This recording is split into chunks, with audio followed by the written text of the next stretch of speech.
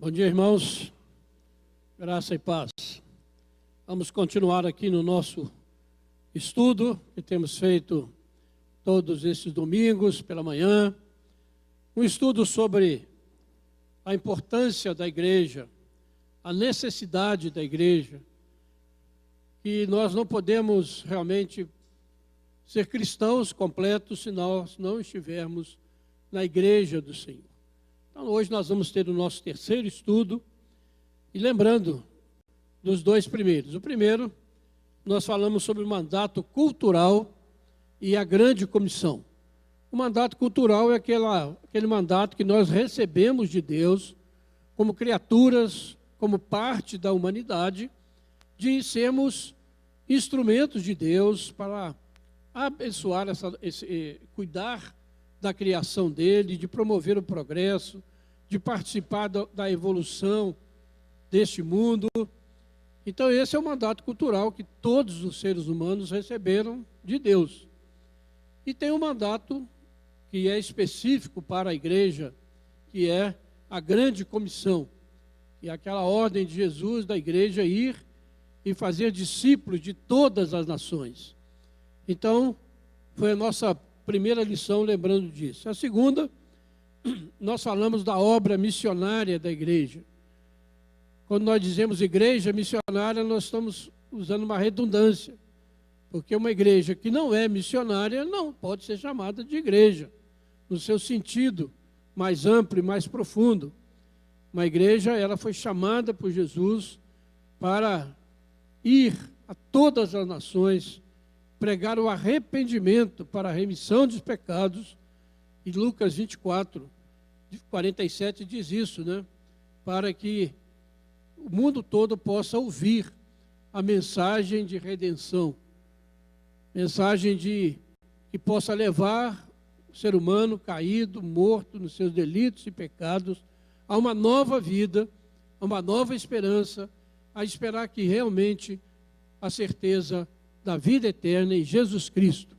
Por isso Jesus Cristo veio para pagar pelos pecados que o ser humano não poderia pagar por si mesmo. E Jesus veio então, cumpriu a sua missão e disse: está consumado, está feito, a obra da redenção foi completa, e agora resta ao ser humano crer, se arrepender e receber a graça que está em Cristo Jesus. Então foram as duas lições que nós tivemos. Hoje é a lição 3.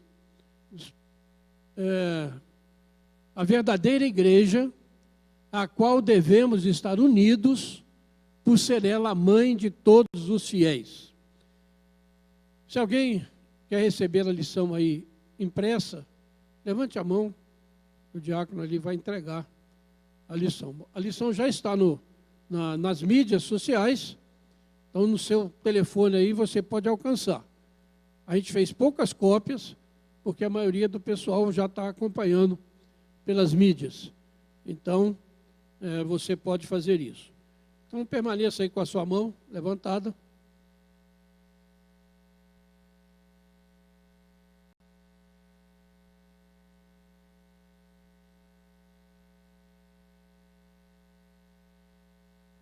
E esse título, né, ele pode causar alguma dúvida. Falar que a igreja é a mãe de todos os fiéis. Então a gente precisa explicar melhor, né, o que significa isso, para não ficar dúvida.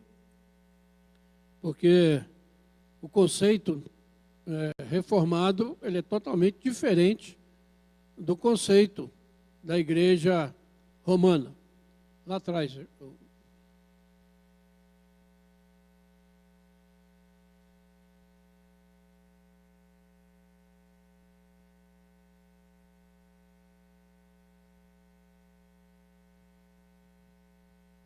Ok? Então vamos acompanhar, também vai ser projetado aqui, né? A gente pode ir acompanhando. E esse estudo, ele está quase todo ele baseado nas Institutas, no livro 4, no capítulo 1, onde o reformador João Calvino discorre sobre esse assunto. Eu acho que é importante a gente conhecer bem qual foi o conceito, né? Qual é o conceito que a Igreja Reformada tem a esse respeito.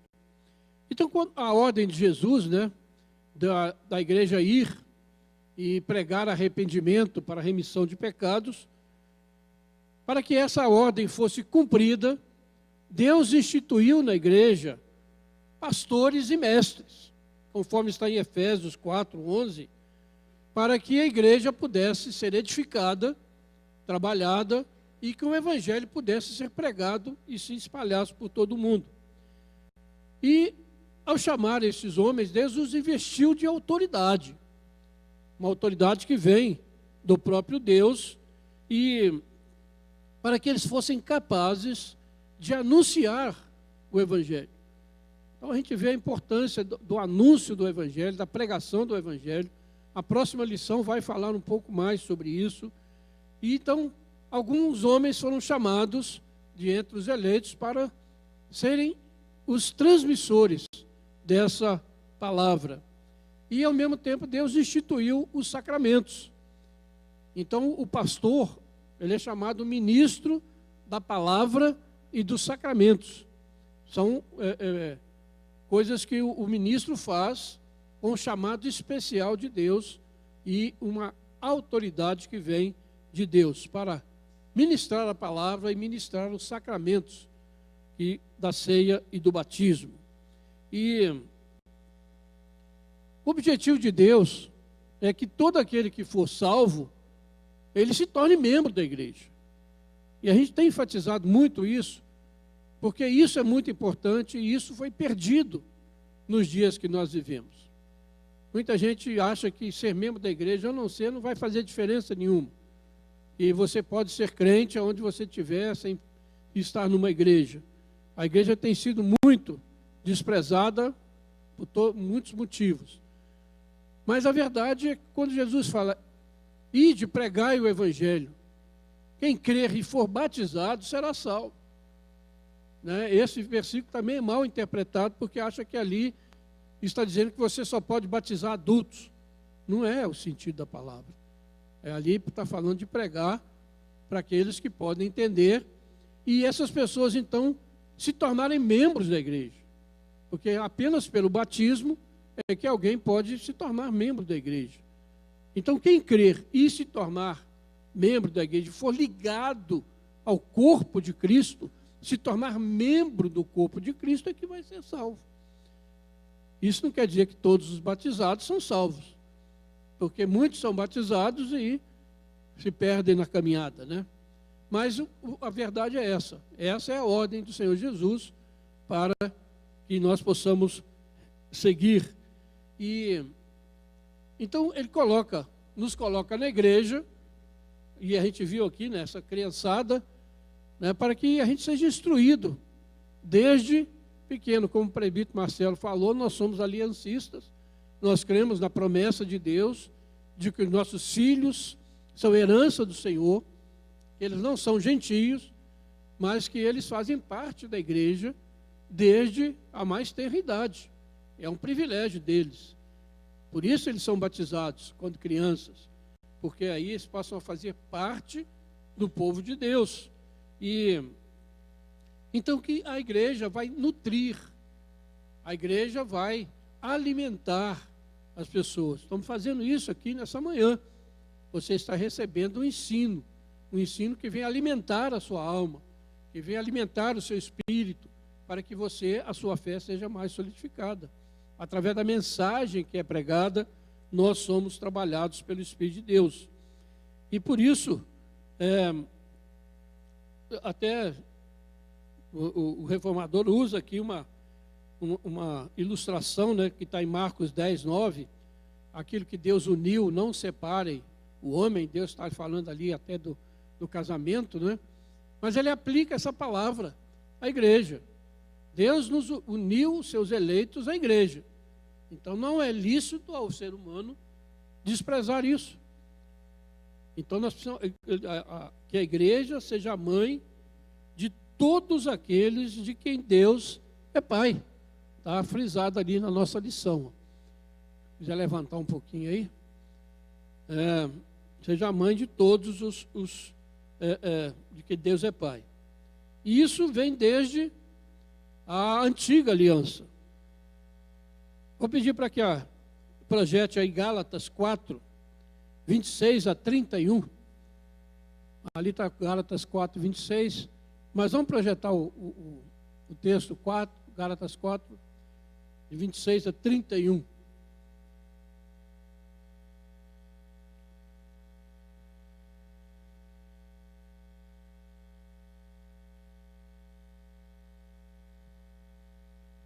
Não, não. Não. Aí é Marcos. Se quiser abrir na sua Bíblia aí, pode abrir. Rolou aí, ó. Gálatas. 26. Mas a Jerusalém lá de cima é livre, a qual é nossa mãe. Porque está escrito: alegra-te, ó estéril, porque não dás à luz, exulta e clama, tu que não estás de parto, porque são mais numerosos os filhos da abandonada do que as que têm marido. Vós, porém, irmãos, sois filhos da promessa, como Isaque.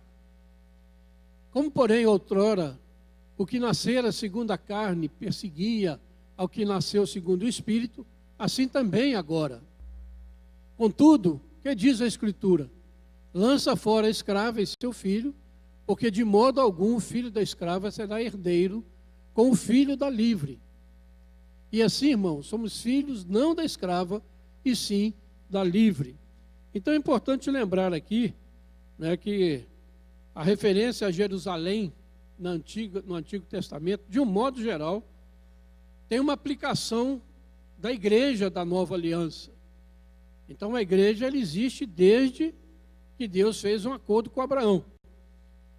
E ela não nasceu no Pentecoste. No Pentecoste, a igreja da Nova Aliança veio para se tornar uma igreja universal.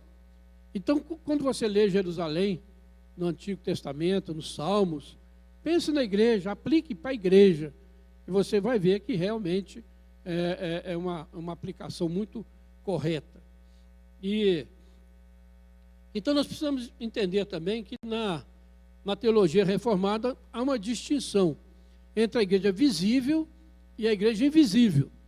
A igreja visível é essa que nós estamos aqui, visível, e está espalhada por todo o mundo, e ela tem no seu meio joio e trigo. Então, uma igreja no mundo inteiro, espalhada aí, por isso você vê certas coisas acontecendo na igreja, de um modo geral, na igreja visível, porque ela é composta de trigo e de joio. Mas existe a igreja invisível, que é a igreja dos eleitos de Deus, daqueles que já viveram nessa vida, que morreram e estão com Cristo. Essa é a igreja triunfante. A igreja visível é a igreja militante, e a igreja invisível é a igreja triunfante. Então, são conceitos que a gente pode guardar. Como diz a lição aí, muitas vezes não notamos diferença nenhuma entre os filhos de Deus e os incrédulos. Infelizmente, isso é uma verdade que acontece dentro da igreja. A gente vê escândalos, vê mau testemunho, né? E hoje, com as redes sociais, os pecados estão sendo até publicados, né? As pessoas perderam a noção. Se dizem crentes, mas publicam coisas na rede social que você fica de cabelo em pé, porque isso ainda é possível que essa pessoa, né, possa ser um cristão autêntico e verdadeiro. Então, o pecado hoje se tornou, né, motivo até de propaganda, de se mostrar, da pessoa mostrar seus pensamentos, né? Realmente, isso procede. A igreja é formada por joio e trigo. Então, o outro ponto que a gente quer destacar aqui, pode levantar aí, a eleição é o fundamento da Igreja Universal. Não da Igreja Universal que você conhece por aí, tá bom? Você vai fazer esse parênteses aí, porque hoje está difícil, né? Quando você cita o credo apostólico, o original dele, creio na Igreja Católica. E a gente liga logo com a Igreja Romana. Quando fala Igreja Universal, porque católica significa universal, então, Igreja Universal, você também se liga naquela igreja que você vê, né, Vandir? Então, não é desse jeito. Então, vamos entender que a Igreja Universal é a Igreja do Senhor, que está espalhada em todo o mundo. E a questão é o seguinte: essa igreja, pela graça de Jesus, ela não sofre perda, porque Jesus cuida dela. E é interessante essa frase que está aqui na lição: Cristo não pode sofrer nenhuma perda, nem tornar estéril o seu sangue, sem produzir fruto algum. E às vezes parece, irmãos, hoje que o sangue de Jesus já não liberta. A Bíblia diz que o sangue de Jesus nos limpa de todo pecado. E às vezes parece que o sangue de Jesus nos nossos dias se tornou estéril. Prega o Evangelho, as pessoas não se convertem, e a gente parece que não produz fruto, mas não é assim. O sangue de Jesus continua tendo poder de perdoar os pecados, de nos limpar dos nossos pecados, e ele produz fruto. Nós precisamos crer nisso. E por isso nós precisamos pregar o Evangelho. Porque o sangue de Jesus continua tendo poder. Não que ele continue sendo derramado, né? Ele foi derramado uma vez por todas, lá na cruz, e aquele derramamento de sangue já é suficiente, foi suficiente para trazer o perdão de pecados a todos aqueles que Deus chamar. Então, essa que a gente fala, o fundamento da igreja é a eleição. Deus elege na eternidade, mas essa eleição precisa se tornar realidade no tempo. Senão, Deus elegeu. E aí? Mas por isso, o Evangelho é pregado para que as pessoas sejam alcançadas pelo poder do Espírito e assim sejam transformadas em novas criaturas. Cantamos há pouco, né? Pela presença do Espírito Santo, para que ele venha atuar no nosso meio, para que ele continue fazendo a sua obra. Então, isso é necessário, que a gente entenda essa vocação interna. Então, Deus elege, mas no tempo, por meio da pregação do Evangelho, o Espírito Santo vem e torna aquela eleição efetiva na vida daqueles que o Senhor Deus chamar. E aí essa pessoa é lavada pelo sangue de Jesus, se torna uma nova criatura, muda a sua mente, os seus conceitos e crê realmente. A fé vem pelo ouvir a palavra. Então, é uma obra de Deus, uma obra inteiramente do Espírito de Deus. E 2 Timóteo 2,19 diz que a igreja tem um selo, que Deus conhece os seus eleitos. Deus conhece aqueles que Ele chama. E a gente precisa entender isso, né, como este chamado de Deus, né, para a nossa vida. E quando Deus chama e conhece os seus eleitos, Ele coloca nesses eleitos os sinais pelos quais eles podem ser distinguidos dos não salvos, dos réprobos. Essa palavra não é muito usada, né? E ela é meio complicada de usar, né? Mas é uma palavra que se usava muito na época da Reforma, né? Os réprobos, os reprovados por Deus, né? E aquilo, então, volta àquilo que nós falamos, né? Porque os fiéis estão como grãos de trigo espalhados no meio da palha. É necessário deixar somente a Deus o privilégio de conhecer a sua igreja, cujo fundamento é a eleição eterna. Então, como eu já disse, a igreja, ela tem joio e trigo. Mas quem conhece? Deus e a pessoa. Porque o Espírito Santo testifica com o nosso espírito que nós somos filhos de Deus, não é assim que a Bíblia diz? Então, Deus sabe quem são os seus, conhece os seus, no meio de uma multidão espalhada pela face da terra. E então ele vai fazer essa separação no final dos tempos, quando ele vai separar, né, os salvos dos não salvos, no grande julgamento final do trono branco. Mas enquanto nós estamos aqui, né, nós não sabemos, fulano é salvo, fulano não é. Pelas obras, você começa a distinguir, né, pelo comportamento, pelas atitudes, pela maneira de ser. Por isso, a igreja recebeu a autoridade também de disciplinar aqueles que são contumazes no pecado, que não se arrependem. Então, quando alguém é disciplinado pela igreja, é colocado fora da membresia da igreja, isso é uma questão muito séria, porque Deus deu à igreja essa autoridade e faz isso não para punir a pessoa, mas para que haja restauração.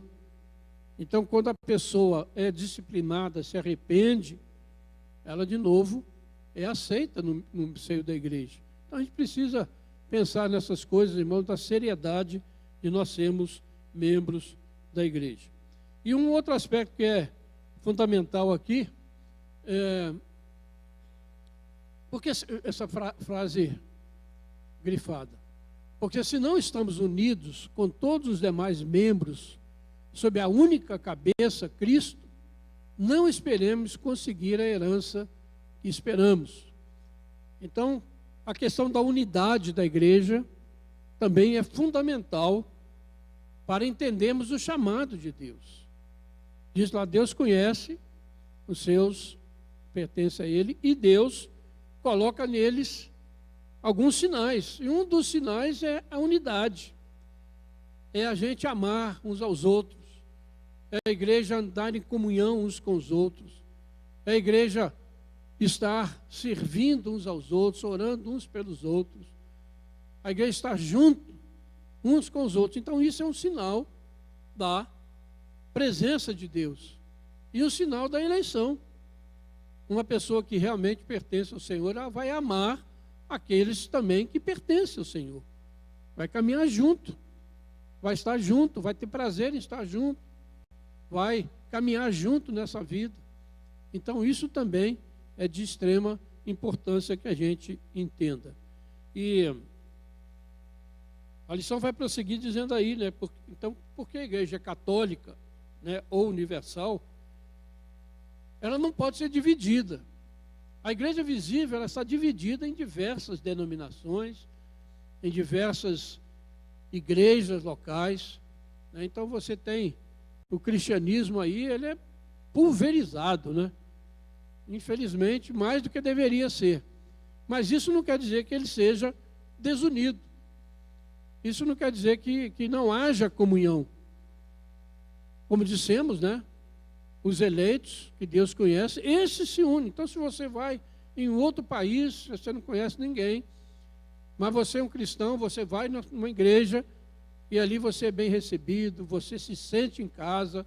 Quando a gente muda de uma cidade para outra, dentro do nosso país também, a gente sempre tem uma família, sempre tem pessoas que nós nos identificamos, que pensam como nós, que têm a mesma esperança, que são habitadas pelo mesmo Espírito. Então isso é uma marca da eleição, quando nós trabalhamos pela unidade da igreja. E então a gente, a igreja é chamada o corpo de Cristo, né? E você não pode desmembrar um corpo. Você arrancar parte de um corpo, aquele corpo vai ficar aleijado, vai ficar coisa e pode até morrer, né? Então as pessoas e o diabo não pode fazer isso. Ele não tem poder para desmembrar a igreja.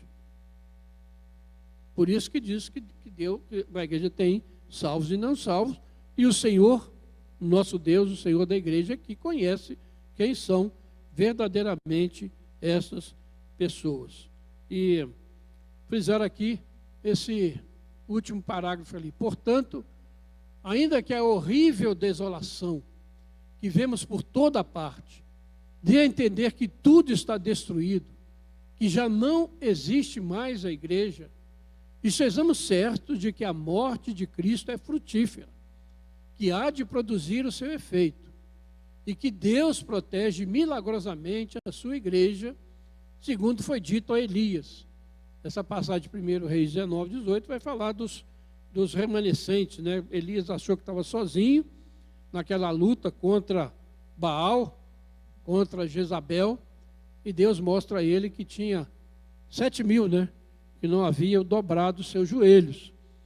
E assim acontece em todas as épocas, irmão, durante a história da igreja, e podemos esperar acontecer também daqui para frente. Olhamos para a igreja e às vezes ficamos desanimados, às vezes ficamos desmotivados, às vezes falamos só, não tem jeito, a igreja está... Porque cada aberração que a gente vê, né, na internet, na televisão e outras coisas mais, que a gente fica muitas vezes, e a gente às vezes que está mais ligado, né, como líderes, a gente fica pensando, puxa vida, que esperança que há, né? Mas a gente precisa pensar isso, o sangue de Jesus não é infrutífero. A graça de Deus continua sendo derramada. Deus é poderoso para salvar hoje e para preservar a sua igreja. Então não fiquemos preocupados aí, né, com o que as pessoas profetizam e com o que a Bíblia diz, né, a respeito do final dos tempos, da perseguição que haverá contra a igreja, que a gente possa estar seguro na mão de Deus. E nada pode nos separar do amor de Deus que está em Cristo Jesus. Não é nada para nos separar, porque é Deus quem vai nos dar. E uma das doutrinas fundamentais, né, da Igreja Reformada é a perseverança dos santos. E se a gente é salvo mesmo. E ninguém pode nos tirar da mão de Deus. E eu vou perseverar até o fim, não porque eu tenha capacidade para isso, não que eu seja melhor, mas porque Deus vai me segurar, me sustentar, me proteger, me guardar. Podemos sofrer toda espécie de perseguição, mas a nossa fé será preservada. É isso que é importante, irmãos. Pode falar.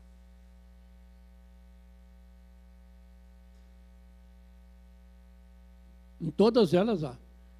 Todas. Então você pode ver, em toda igreja tem o joio misturado no meio do trigo. Né? Então a gente precisa compreender esse agir de Deus.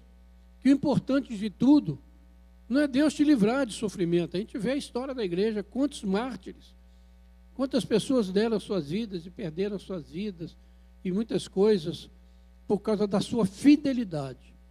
Então é Deus quem vai nos preservar, porque o mais importante não é ganhar o mundo, mas é ser salvo e estar na eternidade com Deus.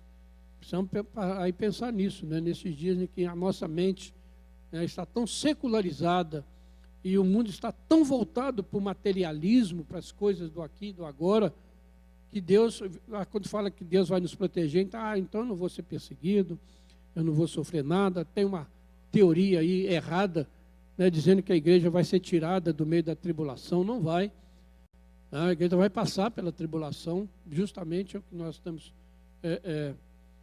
perseverar nisso, e Deus vai nos guardar ali. Não da maldade, não tanto da maldade do homem, mas principalmente da ação de Satanás, querendo tirar a nossa fé. Então, uma das características daquele que Deus conhece, daquele eleito, é que ele persevera.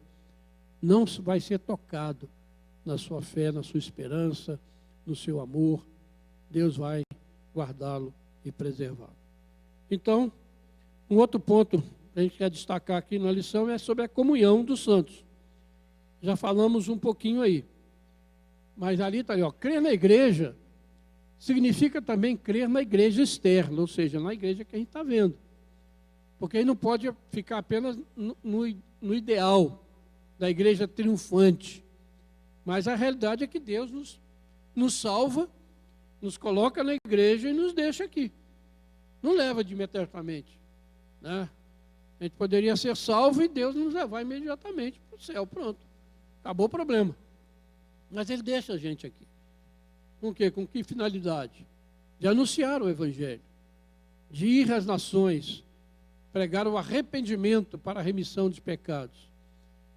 Deus poderia fazer isso de muitas maneiras ou de maneira nenhuma, sem qualquer intermediário, mas Ele deu a mim e a você esse privilégio de podermos anunciar esse Evangelho a todas as nações, e precisamos ser fiéis. Então, a comunhão, irmão, quando a gente crê na igreja visível, na igreja local, é o que está sendo dito na lição, você vê ali que tem 3 razões. Primeiro, para que cada um de nós se mantenha em fraterna concórdia com todos os filhos de Deus. Então, a primeira razão de nós estarmos numa igreja, de cremos na existência da igreja, é que a gente tem uma fraterna comunhão com todos os filhos de Deus. Então isso é necessário, isso é uma prova da nossa eleição. A gente vive em comunhão, a gente tem prazer de estar junto com os irmãos, de louvar a Deus, de estarmos juntos nessa caminhada. Uma segunda razão, para que se reconheça a autoridade que a igreja tem. Esse é um problema muito sério. Por isso que eu tenho falado, desse desprezo que há pela igreja, que você está aqui ou vai para ali, ou se você é disciplinado na igreja e você não dá valor a isso. Mas isso é muito importante e muito sério. Então, nós temos que crer que a igreja tem autoridade de abrir o céu e de fechar o céu. Parece coisa lá de São Pedro, né? Mas não é, não. Quando a igreja admite alguém, aqui nós fazemos a festa da colheita, recebemos as pessoas, batizamos as pessoas, a igreja está abrindo o céu, né, para essas pessoas, estão entrando. Aqueles que são, de fato, confessam, se com a tua boca confessares a Jesus como Senhor, em teu coração creres que Ele ressuscitou dentre os mortos, serás, como é que diz lá? Salvo, pode dizer. Né? E por isso que a gente faz a profissão de fé aqui, quando as pessoas são recebidas na igreja, professam a sua fé. E então abre. Mas a igreja também fecha quando Jesus diz lá aos seus discípulos, aquilo que vocês disciplinarem, sobre a terra, também será feito no céu. Então é uma coisa muito séria, que a gente precisa levar muito a sério. E hoje, com essa montanha de igreja que tem por aí, aí eu saio daqui, sou disciplinado aqui, mas eu vou para aí, eu vou para lá e vou levando a minha vida como se não tivesse problema nenhum. Então, tem cuidado. Então, primeiro, para que tenhamos comunhão uns com os outros. Segundo, para que nós reconhecemos a autoridade da igreja. E, enfim, para que se comporte como ovelha do aprisco.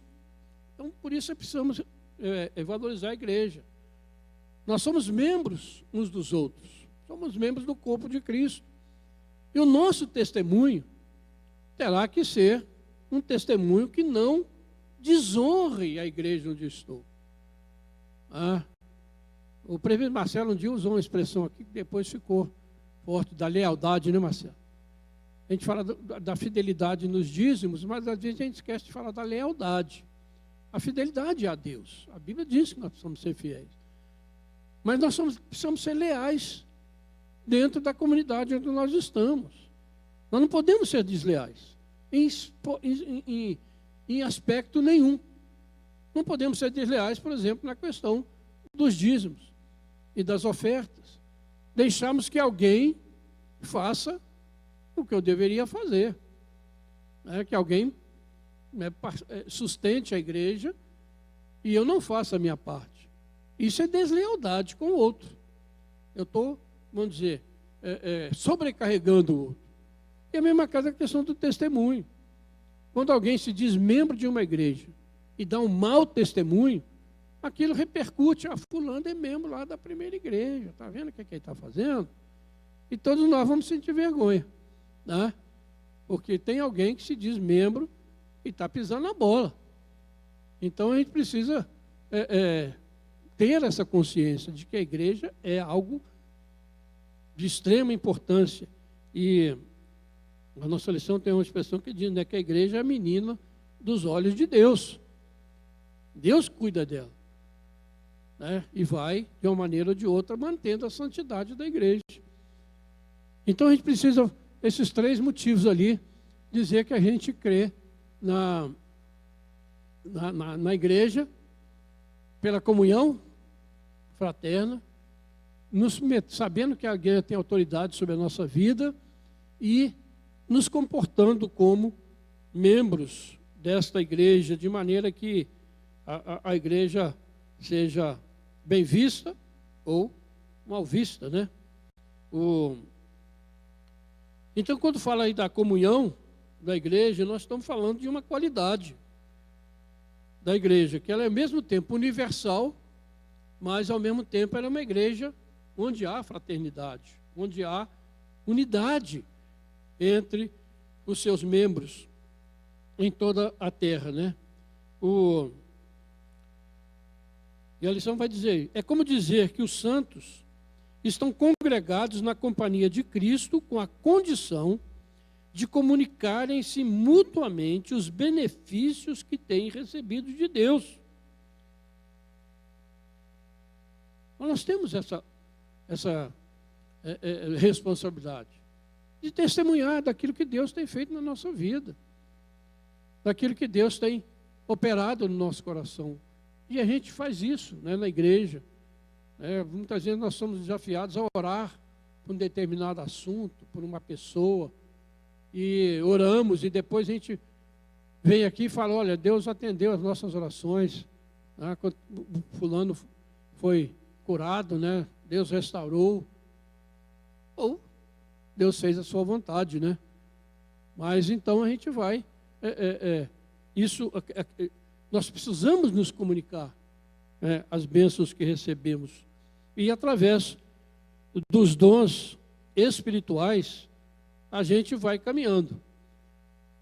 A diversidade de graças é isso, né? Cada um de nós aqui recebeu dons do Espírito. E nós, então, nos edificamos uns aos outros. Estou aqui nessa manhã exercendo o dom que Deus me deu de ensino. Por isso, eu sirvo aos irmãos fazendo isso. Mas hoje eu já fui ministrado pelo Ministério de Louvor, que ministrou na minha vida as canções.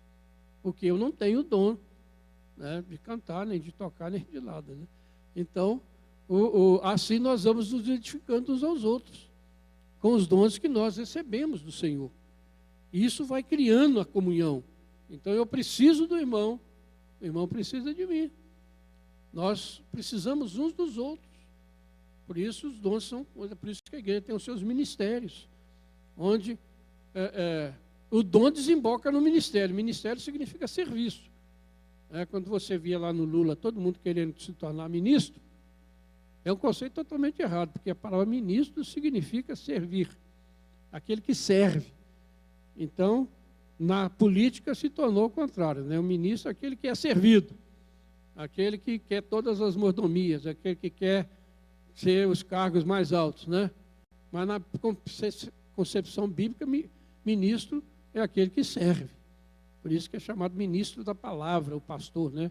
Ele serve a palavra.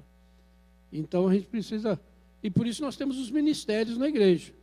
Não é posição de status, não é posição de serviço.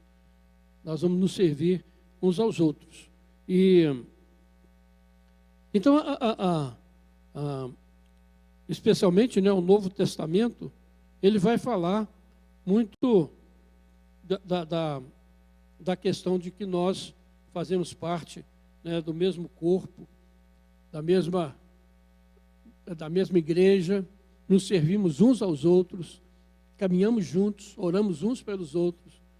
Então, isso é de fundamental importância. Aí vai dizer na lição, porque efetivamente, se em verdade estamos persuadidos de que Deus é o Pai comum de todos nós e de que Cristo é sua única cabeça, então nós nos amaremos uns aos outros como irmãos, comunicando-nos mutuamente o que possuímos. Nós vamos ministrar. Se realmente nós queremos que há um só Deus, há um só Espírito, um só batismo, há uma só fé, há uma só esperança, nós vamos então nos servir uns aos outros. Aí tem na lição essa parte também sublinhada. Vejamos agora que proveito podemos tirar disso tudo, pois cremos que existe igreja para estar persuadidos de que somos membros dela. Porque de tal maneira está fundamentada a nossa salvação, que ainda que o mundo inteiro trema, a nossa certeza de salvação permanecerá de pé e não cairá, porque nós somos membros do corpo de Cristo. Aí a lição vai destacar esses 4 pontos aí. Antes de tudo, o primeiro fundamento é a eleição de Deus. Não pode falhar, a não ser que a sua eterna providência tenha desaparecido. E é claro que nunca desapareceu, né? Deus continua sendo Deus soberano, providente, que continua dirigindo todas as coisas segundo o conselho da sua vontade e para a sua própria glória. Além disso, está relacionado com a firmeza de Cristo, que não permitirá que seus fiéis sejam arrancados dele, nem que seus membros sejam despedaçados. Então, se você crê que a igreja é o corpo de Cristo, e o corpo é um só, né? Você não pode separar. E Cristo não vai permitir que isso aconteça com os seus eleitos. Vai mantê-los como corpo. Não vai permitir que Satanás nos arranque desse corpo. Então, isso é importante a gente enfatizar. Terceiro, também estamos certos de que enquanto permanecemos no seio da igreja, a verdade permanecerá em nós. Vejam a pertinência, a verdade dessa declaração. Cristo é a verdade. Ele é o cabeça da igreja. Então, se você está na igreja, você está na verdade. A verdade é ensinada. Nós entendemos a verdade pela palavra. Agora, quando alguém deixa a igreja, ele se desliga da verdade, cara. É óbvio. É simples. Ah, eu não pertenço à igreja não, mas eu sou crente. Creio em Jesus, sou salvo. Não tem nada. Ele está sendo enganado por Satanás. Quando alguém deixa, ele deixa a verdade. A verdade está ligado diretamente à igreja. Jesus é o cabeça, ele é a verdade. Então, se alguém fora da igreja, não tem verdade. E a gente vê a mentirada que está aí nesse mundo. Você não pode crer em mais nada, porque o diabo é o quê? O pai da mentira. Né? Finalmente, cremos que nos pertencem estas promessas que diz que no Monte Sião e em Jerusalém haverá salvação. Joel 2:32. E que Deus permanecerá para sempre em Jerusalém e não se apartará nunca dela. Tal é a grandeza da unidade da igreja, que por ela nos mantemos na companhia de Deus. Eu disse semana passada, Deus tem compromisso com a sua igreja. A Jerusalém celestial é aquela que vai descer do céu, ataviada como noiva, vestida para o seu esposo. Lá em Apocalipse 22 vai dizer isso. Então, a Jerusalém celestial, a igreja do Senhor, Deus está nela, promessas de Deus lá no Antigo Testamento e no Novo. Então, lá no último livro da Bíblia, nos capítulos finais, vai dizer isso. Vi o novo céu e a nova terra. Vi a nova Jerusalém que descia do céu. Que coisa linda, né? Então, se a gente não tiver na nova Jerusalém, na igreja, Nós não vamos descer para estar no novo céu e na nova terra. Mas se a gente estiver ligado, a gente estiver ali, fazendo parte desse povo, realmente nós estaremos. Uma nova Jerusalém, a noiva do Cordeiro, que vai participar das bodas do Cordeiro. Então, irmãos, precisamos levar muito a sério tudo isso. Também é muito consoladora a palavra comunhão, pois graças a ela, os dons que o Senhor reparte entre seus membros nos pertencem também. E assim a nossa esperança se confirma com os bens que eles possuem. Aquilo que eu já disse. Nós nos servimos uns aos outros. Então, um dom que eu não tenho, o meu irmão tem. Vai me servir. Vai servir a igreja. Vai ministrar. A gente usa muito a palavra ministrar na igreja. A gente ministrar significa que ele está servindo. Ou ministrar o louvor. Ou seja, eu vou servir por meio do louvor a Deus e edificar a igreja do Senhor e abençoar a igreja. O Alessandro depois vai falar aí da questão seguinte: para você permanecer em unidade com essa igreja, não é necessário que você a veja com seus olhos, é crer. É crer naquilo que a palavra de Deus fala, é crer no ensino da palavra. E às vezes nós não compreendemos muitas coisas. Quando a gente fala da igreja universal, espalhada em todo mundo, que no meio da igreja tem joio e trigo. Isso às vezes nos choca, né? A gente às vezes quer saber, né? Mas nós temos que crer naquilo que a Bíblia nos ensina e nos fala. E entender o seguinte, que Deus zela pela sua igreja. Deus zela pela sua palavra. Deus não nos abandonou aqui. Ele continua conosco, dia a dia, momento a momento.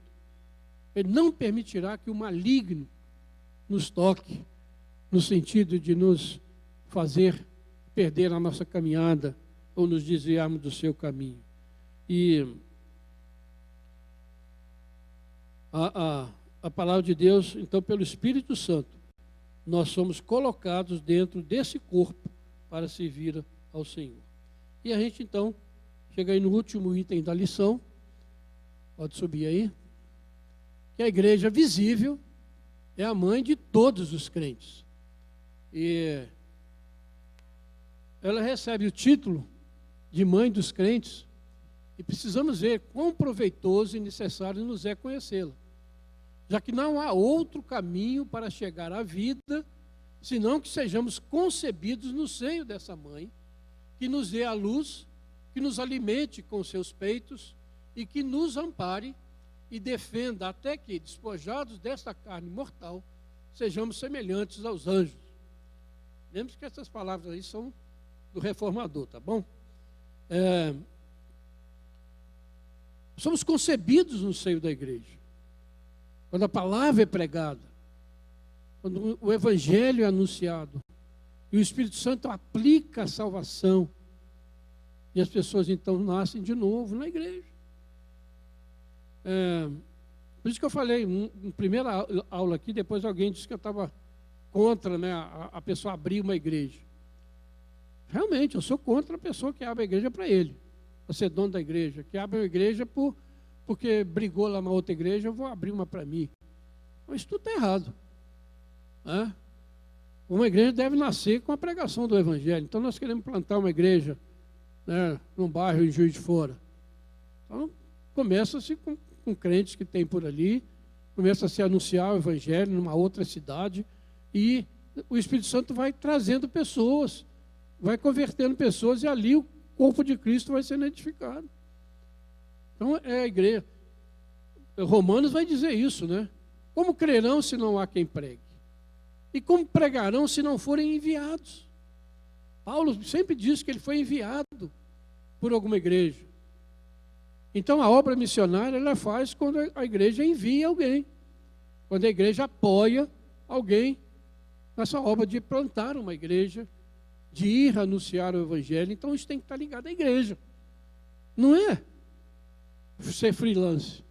E às vezes acontece isso, a pessoa, eu quero fazer isso, eu quero fazer aquilo, na força dele. Não. A igreja precisa estar ali atrás, ele precisa estar sendo amparado, sustentado, a igreja precisa estar orando por ele. Então a gente precisa entender isso. E essa frase está frisada ali também pode trazer alguma má interpretação. Anotemos também que fora do grêmio da igreja não há remissão de pecados e nem salvação. Então ele cita ali alguns do Antigo Testamento, né? Então aqueles que são contados como cidadãos do céu são aqueles que se convertem ao serviço de Deus e à verdadeira religião, são numerados entre os cidadãos de Jerusalém. Então tem diversas passagens aí. Com essas palavras se restringe o favor paternal de Deus e o testemunho da vida espiritual às ovelhas do aprisco de Deus, para que advirtamos que apartar-se da igreja de Deus é coisa perniciosa e mortal. Então, gente, vamos ligar, né? O negócio não é do jeito que está acontecendo aí, não, essa festa, né? Daqui para lá, de lá para cá, e vamos caminhando, e vamos assim para... Não, tem que ter seriedade. Né? Tem igreja que está pregando o evangelho, está vivendo de maneira correta. Então, essa igreja é séria. Mas tem igreja que está brincando com o evangelho. Né? Então, perturbando a igreja do Senhor. Mas é o Senhor que vai tratar com tudo isso, né? Então, gente, e aqui que eu quero falar, quando fala aqui fora da igreja não há remissão de pecados, a igreja romana prega isso. Mas ela prega no sentido seguinte, que é a igreja que salva. Então, se você está lá, você está salvo. Por isso que todo mundo que é batizado na igreja romana, a igreja considera como salvo. Porque crê na regeneração batismal. Então, acha que é a igreja que salva, porque é ela que batiza. Nós cremos totalmente o contrário.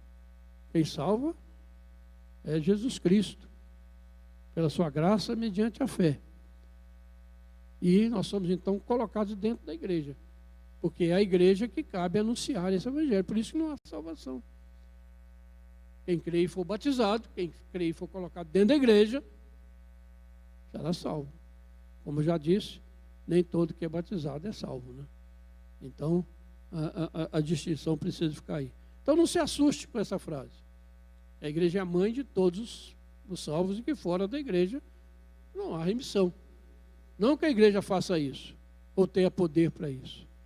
Mas ela é uma prova de que isso é verdade. Bom, então a gente chega aí na nossa conclusão. A gente vê, né, com muita tristeza, muitas pessoas deixando a igreja nesse tempo que nós vivemos, né? Por motivos fúteis, por razões, às vezes, inexplicáveis, por interesses pessoais. É aquilo que me agrada, é onde eu me sinto bem, é onde eu ouço aquilo que eu quero ouvir. Então, eu vou procurar isso. E vou, às vezes, sair de uma igreja que está pregando o evangelho, que está sendo fiel ao Senhor. Então, a gente precisa ter muito cuidado. E a igreja não é questão de gosto pessoal.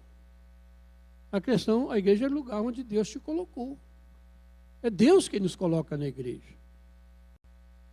Não sou eu que vou para a igreja, ou escolho. É Deus que me coloca. A igreja é dele. Então eu estou onde Deus me colocar.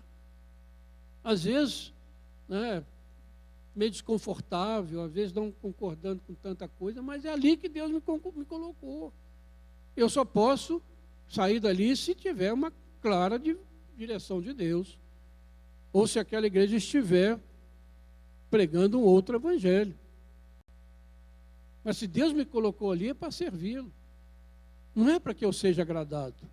Não é para que minhas vontades sejam feitas. Não é por aquilo que eu gosto.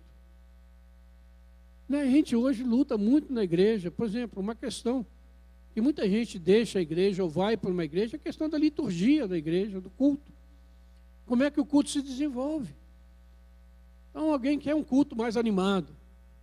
Então, se ele está na igreja que o culto é mais devagar, ele se sente incomodado. Mas será que Deus te colocou ali e aquela igreja é fiel? Então, vamos lembrar sempre. A marca da igreja é a fidelidade na pregação, na ministração dos sacramentos. Outros, eu vou para outra igreja porque lá é mais, eu gosto mais daquela liturgia, mais de acordo com o meu gosto. Não é o seu gosto que importa. A liturgia não é feita para agradar a mim ou a você. A liturgia é feita para agradar a Deus. Por isso que é uma questão séria. E a igreja já sofreu muito por isso ao longo dos tempos, e tem sofrido. Porque não é questão de gosto pessoal, né? E de se sentir bem. A gente ouve muito essa expressão, né? Eu me senti bem nessa igreja. Tudo bem, é ótimo quando a gente se sente bem na igreja, né? Mas às vezes Deus te coloca no lugar para te trabalhar, para te disciplinar, para trabalhar no seu ego, no seu orgulho. Ele te coloca no lugar onde você às vezes não estaria muito à vontade, mas aquela igreja é fiel, prega o evangelho, a seriedade nas coisas de Deus. Então a gente precisa pensar nisso. E abra sua Bíblia e projeta aqui, por favor, Hebreus 6, uma passagem clássica.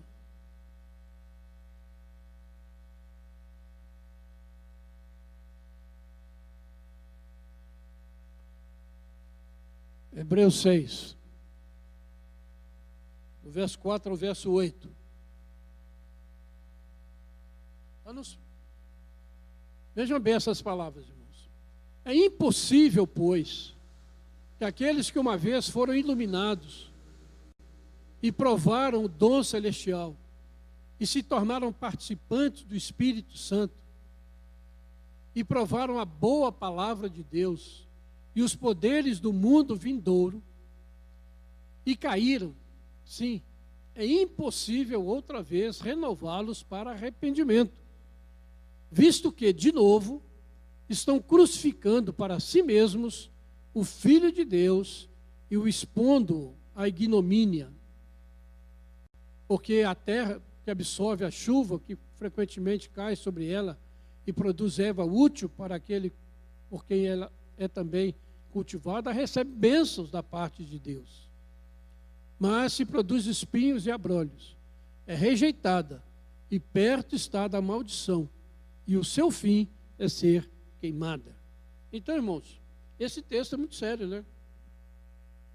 Aquilo que a gente fala, a pessoa às vezes chega na igreja, confessa a Jesus, recebe o batismo, se torna membro da igreja, e daqui a pouco está voando por aí. O que aconteceu? É impossível, diz a palavra, que a pessoa como que ele experimenta aquilo ali, os poderes do mundo? Quando a palavra é pregada, quando o nome de Deus é exaltado, quando a palavra é lida, quando nós louvamos a Deus, estamos num culto, a pessoa vem e participa disso tudo. Mas deixa, abandona. Aí, é claro que não era o eleito, né? Não, ele abandona não porque não era eleito, ele abandona porque ele é rebelde contra Deus. Temos que fazer essa distinção. Então eu não sou eleito, então eu não. Não. Nós todos somos pecadores. Estamos mortos nos nossos delitos e pecados. Se não fosse a graça de Deus, nós não seríamos tirados dali. Então a pessoa rejeita por ele mesmo. Ele rejeita porque não quer a graça de Deus, porque ele é pecador. Então a gente precisa entender isso, porque a pessoa vai e faz, apronta, depois quer voltar. Aí se diz arrependido. A palavra diz que é impossível, porque ele estaria sacrificando de novo Jesus. E o sangue de Jesus, quando ele é aplicado na nossa vida, ele nos lava de todo o pecado, nos purifica, nos torna novas criaturas. Então, gente, concluindo aqui o nosso estudo, que a gente seja alerta, né? Quanto todas as ciladas do diabo. O diabo é mentiroso, ele arma ciladas, ele quer nos tirar da presença de Deus, ele quer colocar dúvida em nosso coração, ele quer nos afastar da comunhão dos crentes, ele quer dizer que a gente pode ser crente em casa, assistindo só pela televisão, né? Eu já disse, é um ótimo recurso que nós temos, transmitir o culto. Mas em casa nós não participamos do culto, nós assistimos o culto. É diferente. Aqui você participa. Em casa você assiste, como você assiste qualquer outro programa. É um recurso? É. Porque a mensagem está sendo pregada. A mensagem pode alcançar alguém. Não importa o meio que ela está sendo pregada.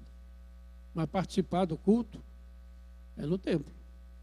A comunhão, cantando juntos, orando juntos, recebendo a palavra. Isso é de extrema importância.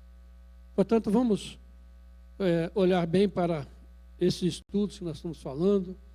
Vamos valorizar cada dia mais a igreja do Senhor. Não necessariamente a primeira igreja presbiteriana de Juiz de Fora, mas a igreja do Senhor está espalhada em toda a face da terra. Mas se Deus te colocou aqui, valorize esse corpo.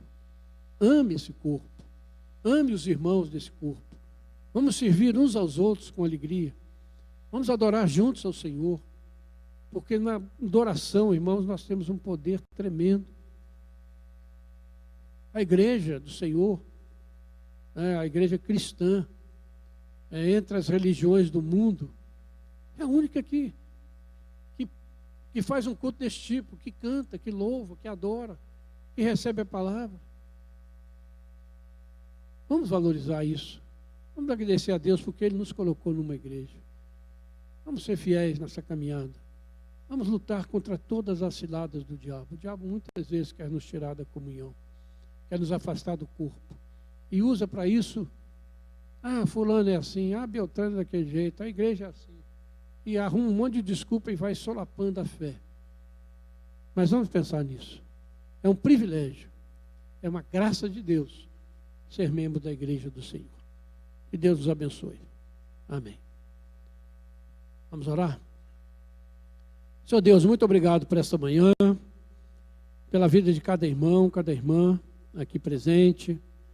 Obrigado, ó Deus, porque nós somos edificados na Tua palavra e que essa palavra, Deus, prospere na vida da Tua igreja, do Teu povo, segundo o Teu propósito e para a glória do Teu nome.